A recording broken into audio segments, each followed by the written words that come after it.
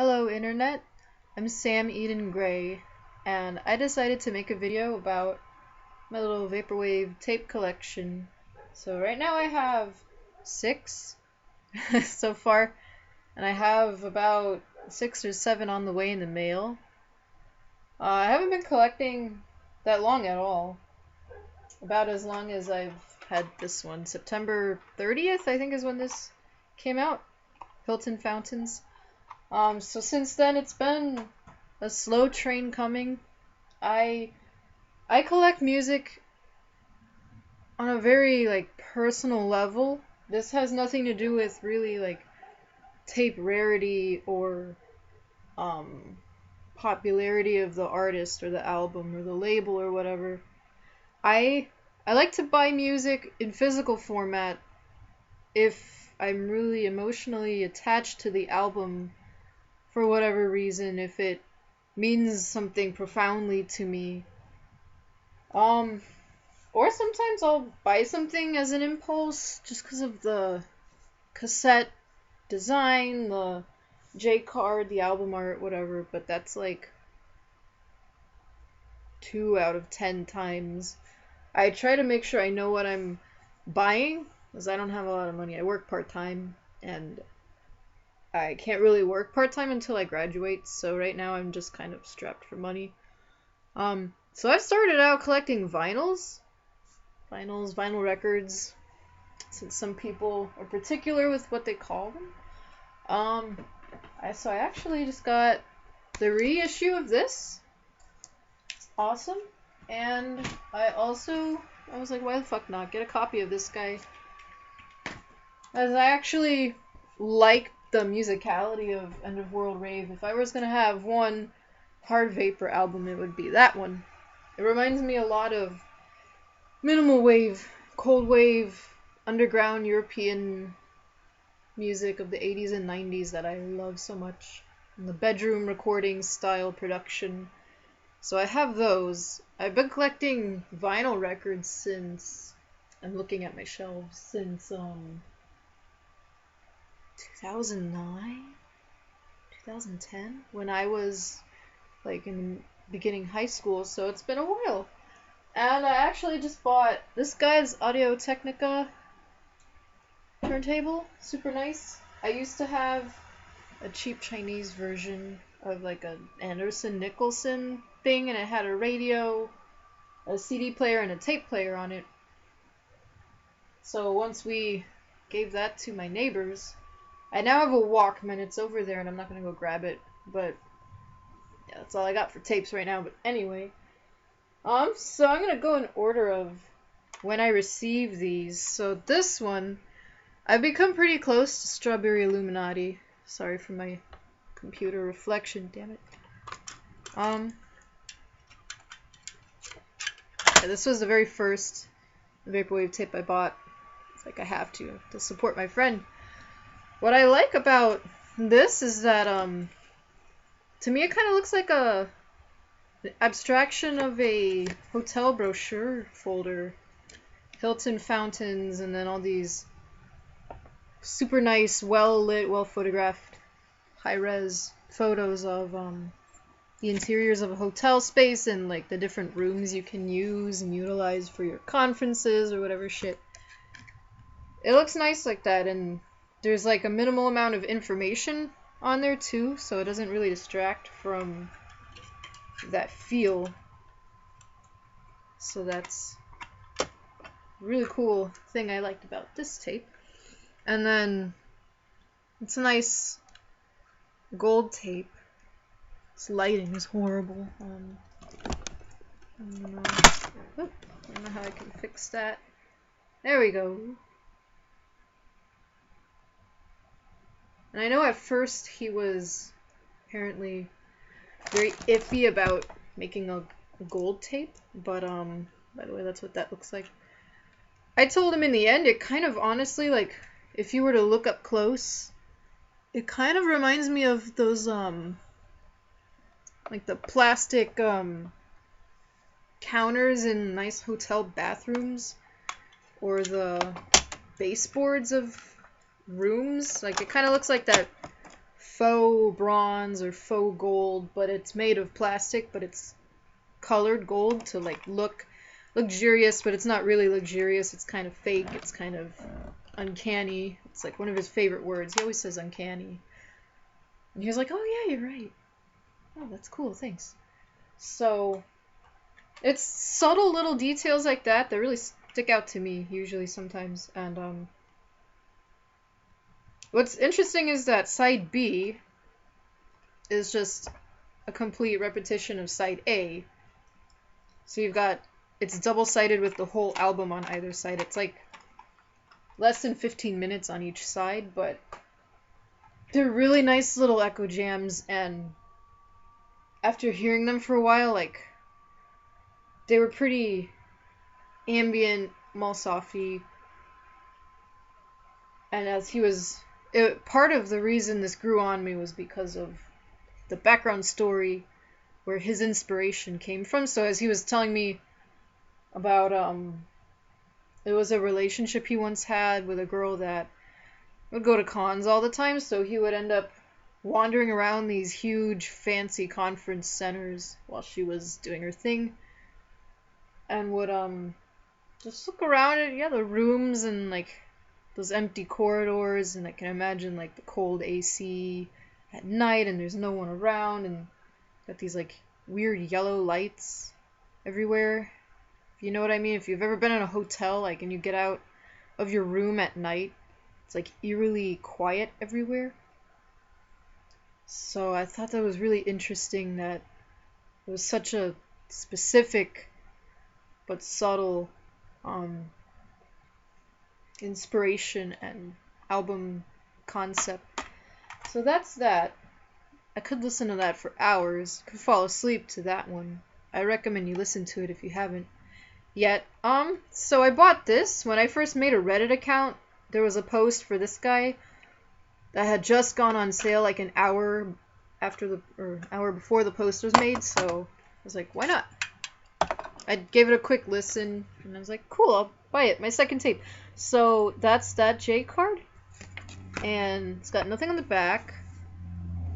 It's got a couple lines in the print quality, so it's not like the greatest. My camera's also not the greatest. It looks like it was perforated. I mean, I honestly don't give a shit, but others might. It's kind of funny, like, the little E in Power Lunch was not filled in. It was, like, white in there. So, but I gave this a quick listen, and I really liked the... Oh, Yummy VHS, I know him. I like the use of sound bites and, like, audio of people talking and the commercials. I like that mixed within songs and like jingles, and I liked how they gave like more texture and detail and more clues to really like understand this aesthetic well. I mean, it's not that hard. Fiscal forecast. I really like this phrase, a sampler of specialists in the emergent field of the corporate surreal. It sounds like a commercial for college or something. By the way, if you ever see a commercial for a trade school or college, don't look into that, because it's probably money scam, like AI kind of school, kind of business. But anyway. My favorite track is Coffee Break by Echo Beach. It really reminds me of Italo Disco. That's probably why I like it.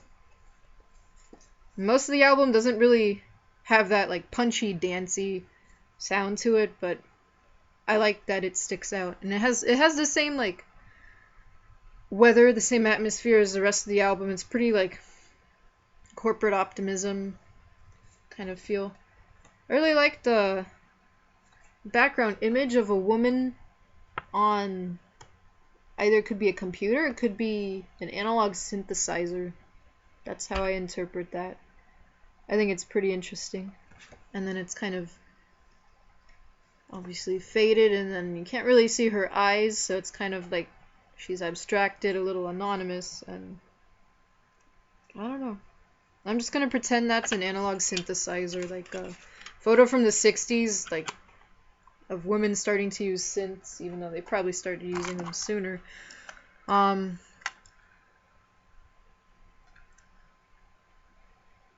Sue me, I actually don't remember which is side A or side B, but that says Power Lunch written in silver Sharpie, which is fucking awesome.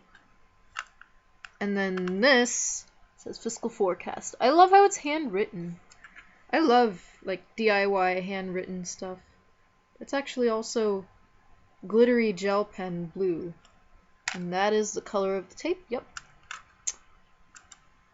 C20 Deluxe. I don't know anything about tapes just yet. All I know is how to do art-ish reviews, so that's why I'm focusing on this album art. I actually... Christmas time was kind of nice. Actually, did I get this one first or whatever? Let's talk about this one really fast. Dark Pyramid. New Humans.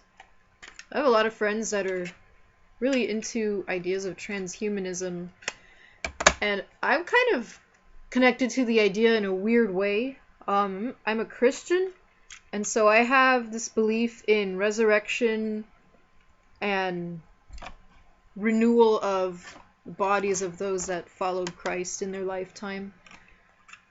And the idea that our bodies decay now and age now, and we die because of sin in the world, and we've inherited like this spiritual condition, this curse over all of humanity of a sinful nature at heart. So, for me, in a sense, there's hope in a type of transhumanism, but I mean, I don't believe that I'm like going to become God or become an angel or anything. I believe I'm going to just be a rejuvenated human creature like that of how it was in the Garden of Eden before the serpent ever started conversing with Adam and Eve, like that Edenic perfect state. You may not agree with me, but whatever. It's what I believe. So it's kind of interesting to listen to stuff like this with that mindset. I have a feeling it's an unpopular opinion, obviously, but I also love how dark this album is. I have to, like, look at me.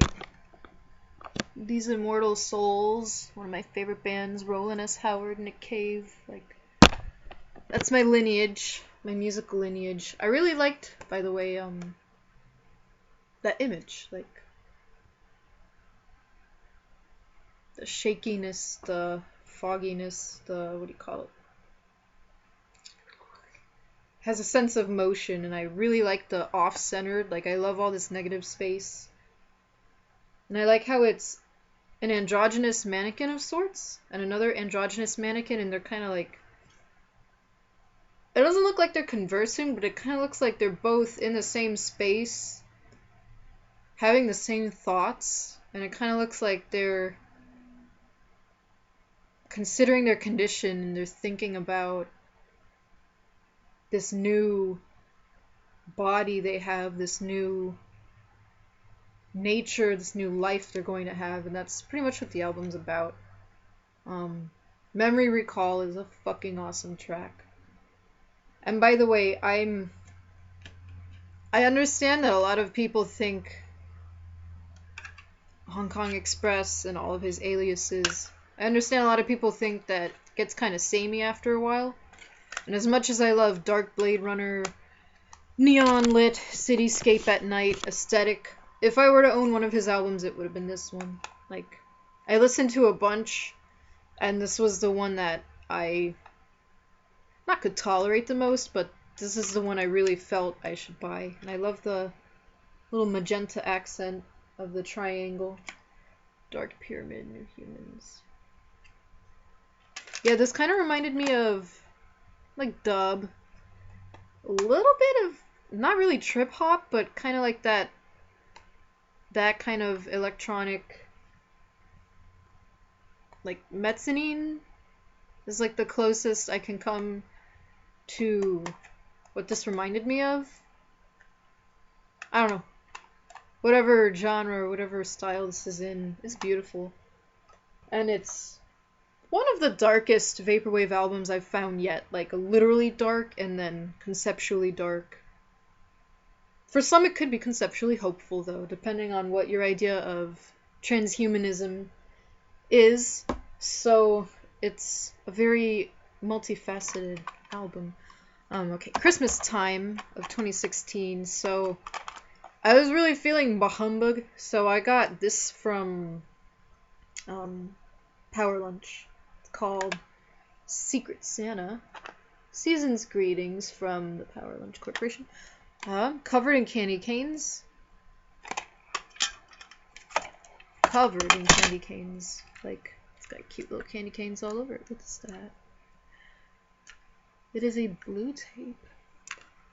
No text on here. It is a sticker. It's kind of cool. It's a little not lined up, but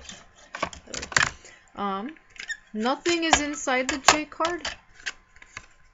I kind of like that. Oh, that's interesting. So there's like perforation everywhere here. Not sure why. I like that this has to do, like, Secret Santa is a thing that I guess people at work do with their coworkers sometimes. I didn't do that with mine. It's interesting that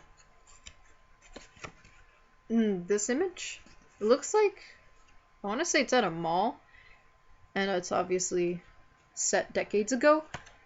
Some women are conversing with each other in very close quarters. It could be chatting about Santa back there, or he's just like spying on them. It's just one of those people watching like a candid photo. It's kind of nice. Honestly, I wouldn't mind selling or trading this one because it's kind of dorky. It actually has no track list on it. The last track was pretty interesting. I've never heard that alternate Christmas song before. The one about, like, a bomb blowing up. I don't even know. I mean, let me see if I can look up really quick what the track list is. Power Lunch. Secret Santa.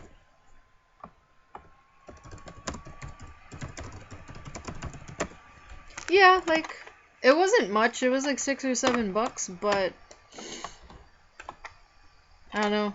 It feels kind of like a dumb thing to have now. No offense, Power Lunch guys. They're super friendly, by the way. I mean, their tapes aren't, I guess, as professional looking, but they always send little candies and handwritten notes, and they seem very chill people, so that's always nice. I like that human touch. Glo-fi. The last song is called This Is the End. It's pretty much a mall softy album, so it's like mall at Christmas time, which is kind of interesting. I don't know. This is about as much Christmas music as I can, like, take in one sitting, by the way, so I can tell people, like, this is the Christmas music I have. Yeah.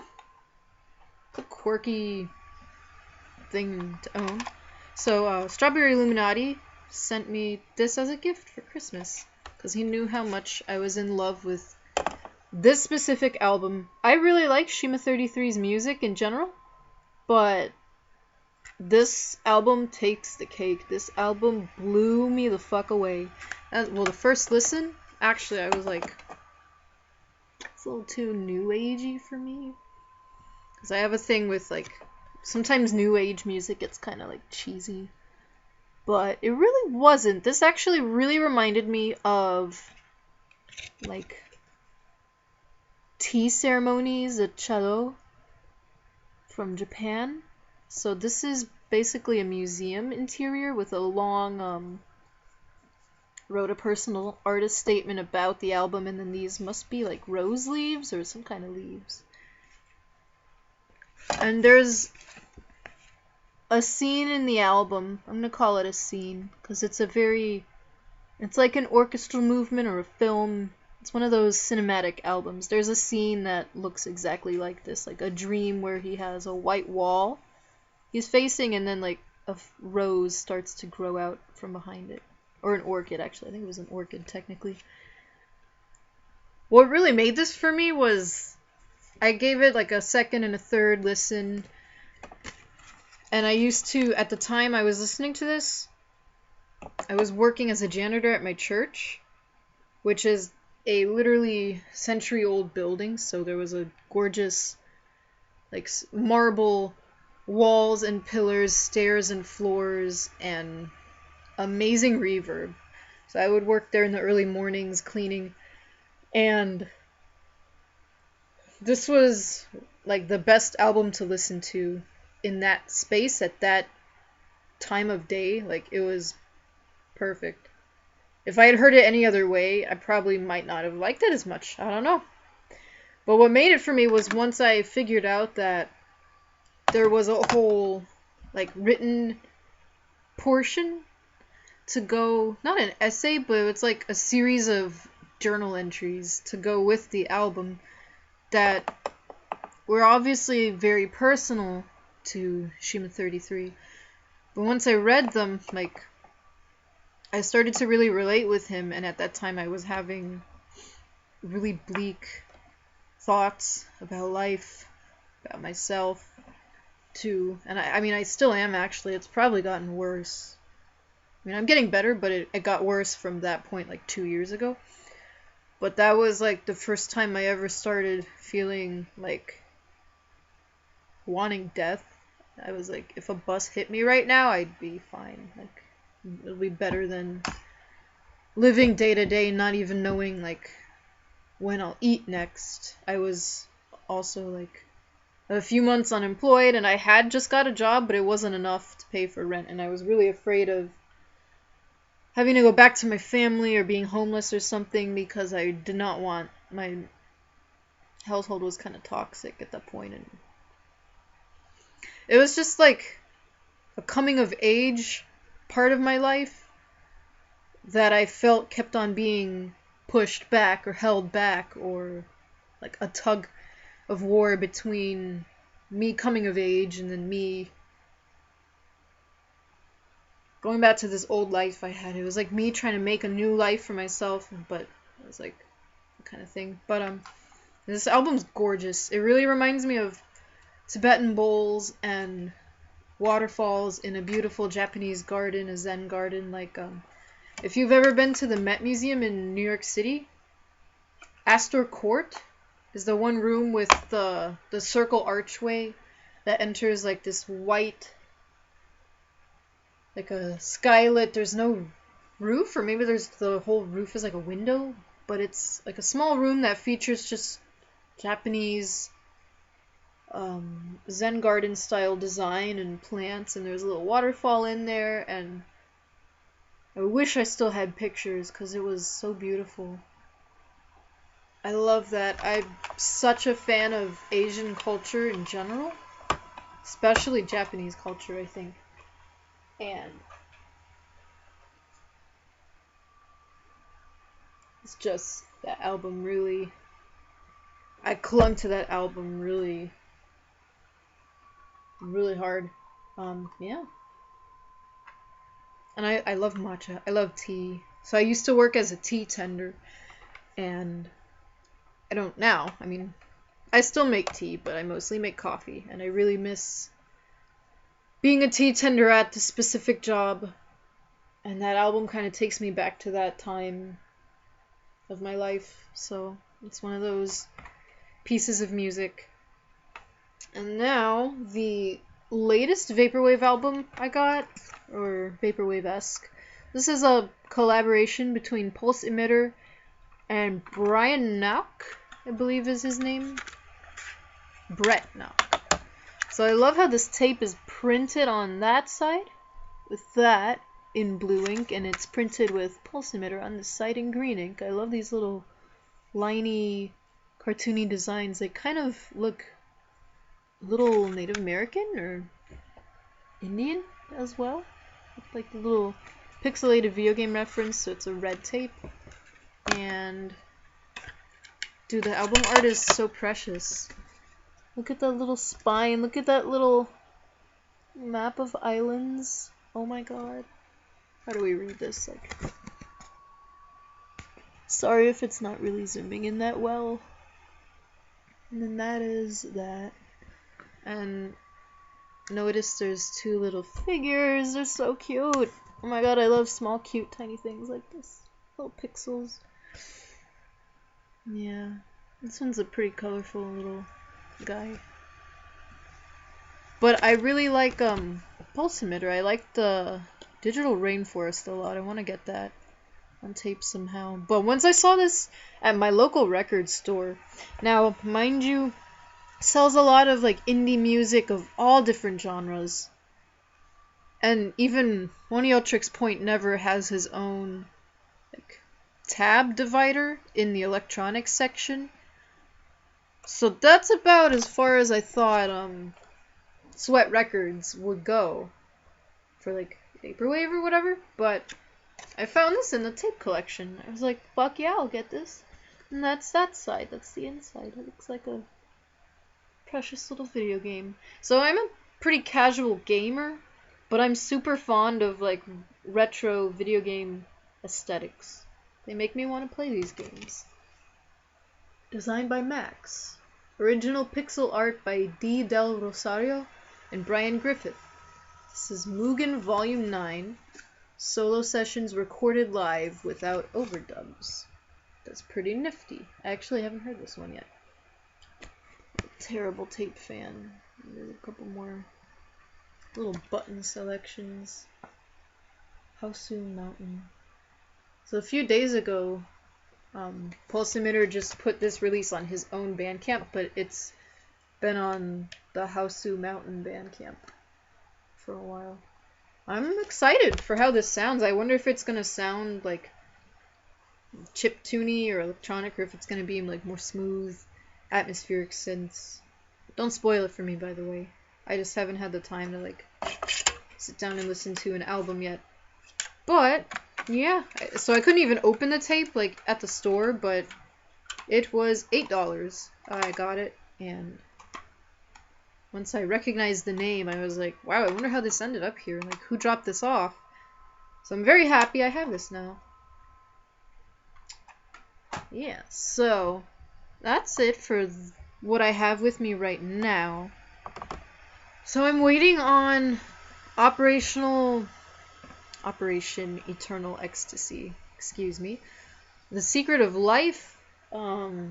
So I also ordered Virtual Skies, News at 11, Arcadia Campus Virtual Tour, and By Now Volume 2, which is a very specific compilation that I actually really, really like.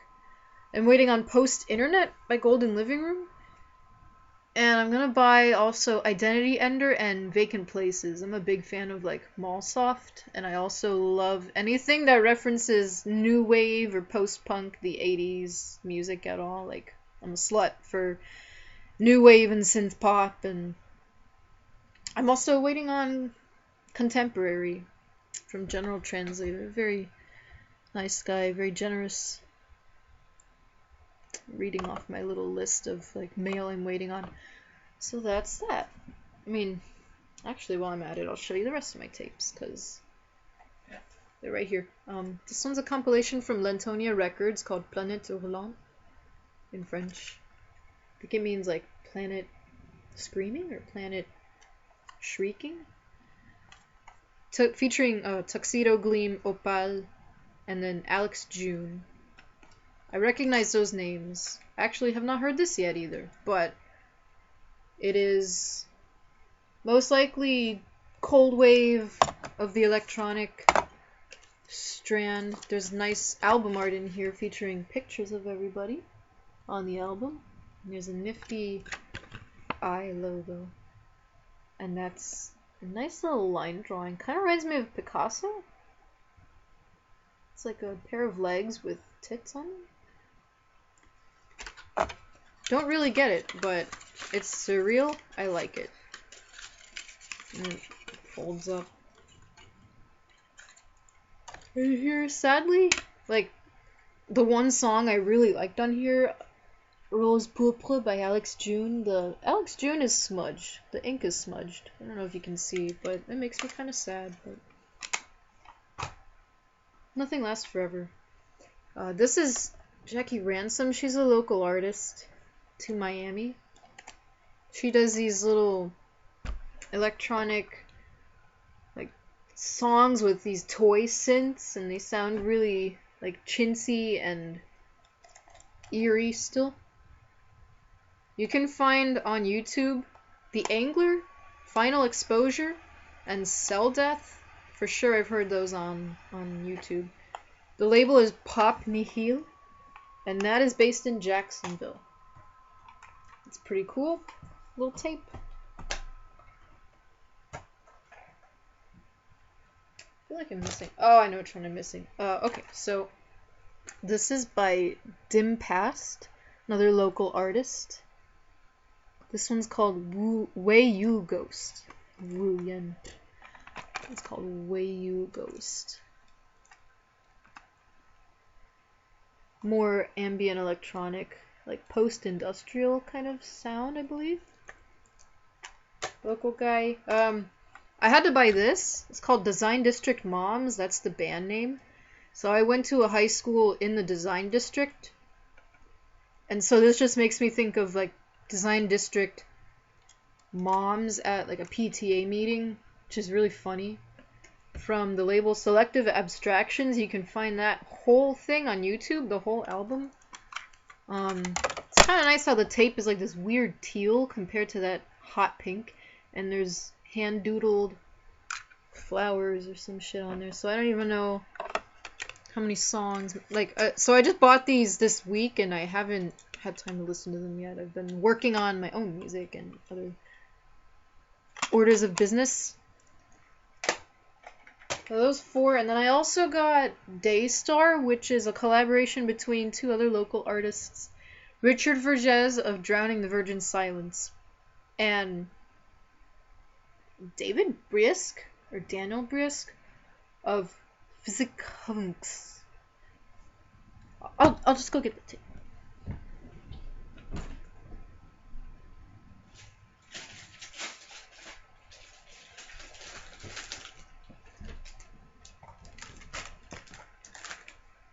It came in this simple, like, weird plastic case, but it's kind of nice. It just says Daystar Sapphire Mix by Richard Vergez, and then David Brisk. Sorry if you can't read. It's very impromptu. Oh. Okay, so Obsolete Media Miami is some kind of art funding organization here in Miami. And so Richard Vergez made several collages for this release that have to do with the main audio sample that David worked on, which is apparently a young man. Recorded in 1987, he was just reciting what the sunrise looked like in detail. There's a couple, I like that one. More collages, and then a large collage. Right there. It's beautiful. I love collage. So fucking easy, so fucking fun, so imaginative. So that one is probably a really long ambient kind of found audio art recording, and then also sponsored by Other Electricities, a local label. I love getting stickers. Stickers are super fun. I never put them anywhere, but I like having stickers. Unless I have like several copies of the same sticker, but I still have a Dream Catalog sticker, 100% Electronica sticker that I haven't put anywhere yet because I don't know where. Like, I don't want to put them somewhere and then like throw out the thing, like the notebook, whatever I end up putting them on, because then that'd be a sad waste. And to me, stickers are quite valuable. So that is my collection. Thank you for watching. It's went a little longer than I expected, but luckily it's spring break and I have nothing to do. So, once I get the rest of my tapes, I think I'll make another video. Because I'm just super excited about music and my little tapes. They're so cute. I love how portable they are. I can take them with me in a Walkman, and like, because I commute a lot, I go everywhere by bike and by bus. So it's kind of nice not to drain my phone battery by listening to something other than my cell phone. So, yeah, it's a very nice little hobby. Thank you for watching. My Tumblr is cur-a.tumblr.com. It's cura. It's a Latin root word. It has to do with my art school thesis. Long story short. Hope you're having a good day yourself. And continue supporting your favorite artists. Support your local artists as well. And just connect with other artists. Like, just talk about your music. Continue doing that. Be passionate about it. And I'll see you next time.